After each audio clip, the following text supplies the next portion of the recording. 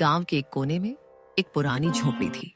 उसी में रहती थी दो बहनें, ज्योति और मीरा। माँ बाप कुछ साल पहले आई महामारी में गुजर गए थे। उनके जाने के बाद दोनों बहनें खुद ही एक दूसरे की सहारा थे। एक दिन अपने ही धुन में झूलती हुई मीरा मंदिर से लौट रही थी। हाथ में पूजा की थाली थी, चेहरे पर वही पुरानी मासूम मुस्कान।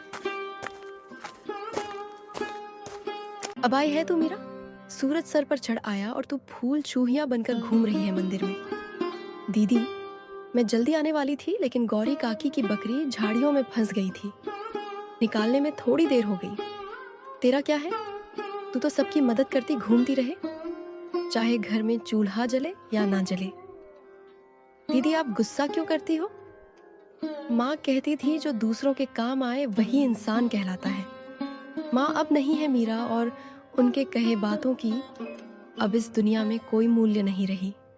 अब कोई किसी के लिए कुछ नहीं करता। मीरा चुप हो गई। उसके चेहरे पर हल्की उदासी थी। वो झोपड़ी के कोने में रखे उस लकड़ी के संदूक तक गई जिसमें माँ की यादें अब भी सांस लेती थीं। संदूक से निकाला हुआ एक साड़ी मीरा छू के अपनी दीदी से बोली, दीदी, जब यह साड़ी माँ पहनती थी ना, तब हमें देखकर मुस्कुराती थी। कहती थी तुम दोनों एक दूसरे का सहारा बनना। मीरा की बात सुनते ही ज्योति का चेहरा नम हो गया और उसकी आंखें पल भर को भीग गई। लेकिन ज्योति अपनी भावनाओं को छुपाते हुए मीरा से बोली, मैं तुझसे सख्त हूं मीरा, क्योंकि मैं डरती हूं अगर तुझे भी एक दिन कुछ हो गया तो मैं अकेले कैसे जीऊंगी। इस दुनिया ने मुझसे सब छीन लिया है। मैं नहीं चाहती तू भी मेरी तरह कमजोर पड़ जाए, इसलिए तुझे मजबूत बना रही हूं। दीदी, आप कमजोर नहीं हो, आप ही तो मेरी ताकत हो। अगर आप मेरा हाथ थामे रखो तो दुनिया की आंधी भी मुझे हिला नहीं सकती।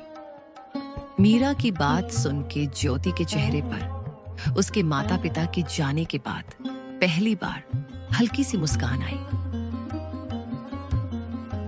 उसी समय गांव की पगडंडी पर 3 परछाइयां उनकी झोपड़ी की तरफ बढ़ रही थी। धर्मपाल, बिमला और उनका बेटा कमल, वह थे बहनों के सगे चाचा चाची। अरे ज्योति, कैसी है मेरी बच्ची? तू ठीक तो है ना? बहुत मुश्किल से जिंदगी बीता रहे होगे ना भैया भाभी के जाने के बाद। हम ठीक हैं चाचा जी, अब जो है उसी में खुश हैं।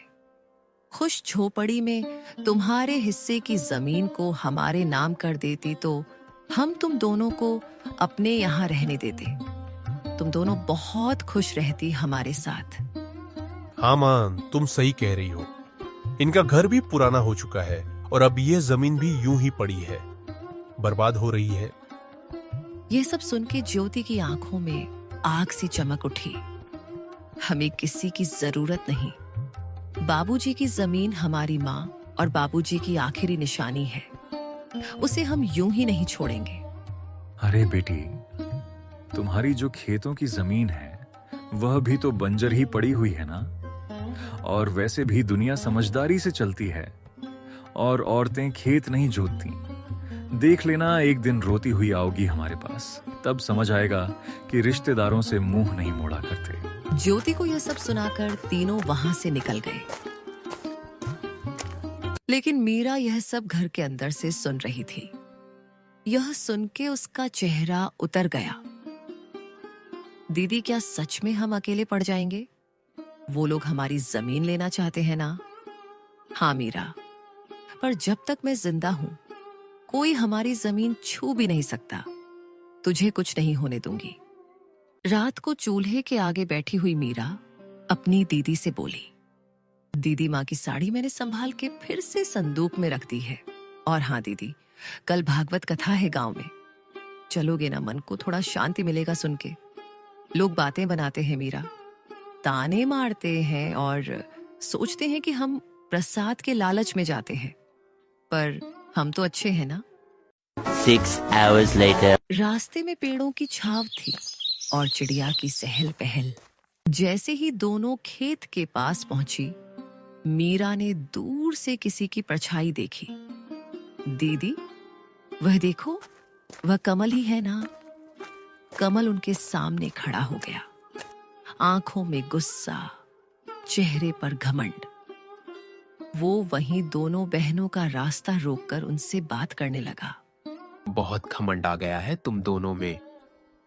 पहले जब हम साथ में रहते थे, तब तुम दोनों बहुत मासूम बनने का नाटक कर रहे थे और तो और जुबान भी नहीं खोलते थे। लेकिन अब जैसे गांव की मालकिन बन गई हो तुम लोग।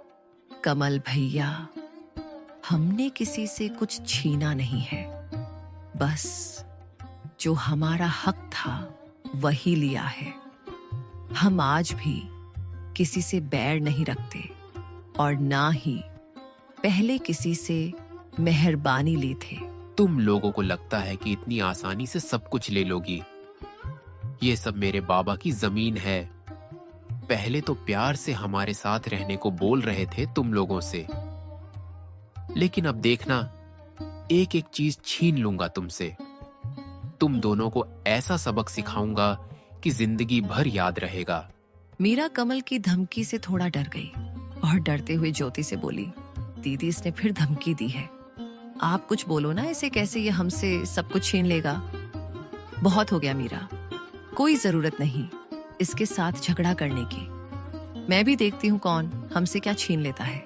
और हाँ कमल, तुम यहाँ से चले जाओ, नहीं तो हम पंचायत में जाकर बोल देंगे कि तुम हमें अकेले देख धमकी दे रहे हो। हाँ, जा रहा हूँ, लेकिन हाँ ज्योति, तुम बहुत ज्यादा ऊपर उड़ रही हो। संभाल के रहना, कब नीचे गिरेगी पता ही नहीं लगेगा। ऐसे ही कमल दोनों को धमकी देकर वहां से चला जाता है। कमल की धमकी भरी बातें सुनके दोनों थोड़े मायूस हो जाती हैं। ज्योति, जो अपने बहन के सामने हिम्मत से खड़ी हुई थी, उसके मन में भी डर था। वो मन ही मन कमल की बातों को लेकर बहुत चिंतित थी। कुछ समय के बाद दोनों बहनें घर लौटे।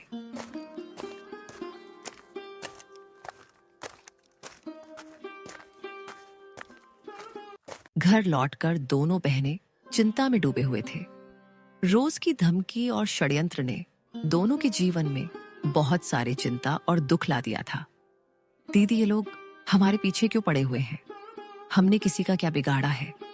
हमारे चाचा के पास तो सब कुछ है, वो लोग हमसे अच्छी जिंदगी जी रहे हैं, फिर भी वे लोग हमारा जमीन हड़पना चाहते हैं। इंसान की लालच कभी खत्म नहीं होती मीरा। भले ही इंसान के पास सब कुछ हो, फिर भी इंसान और चाह के लालच में या तो दूसरे का नुकसान करते हैं या फिर अपनों का ही नुकसान करते हैं। हम तो इनके खिलाफ कोई बड़ी कदम भी नहीं रख सकते। उनके कर्मों का फल उन्हें भगवान जरूर देंगे। ऐसे ही कुछ दिन बीत जाते हैं।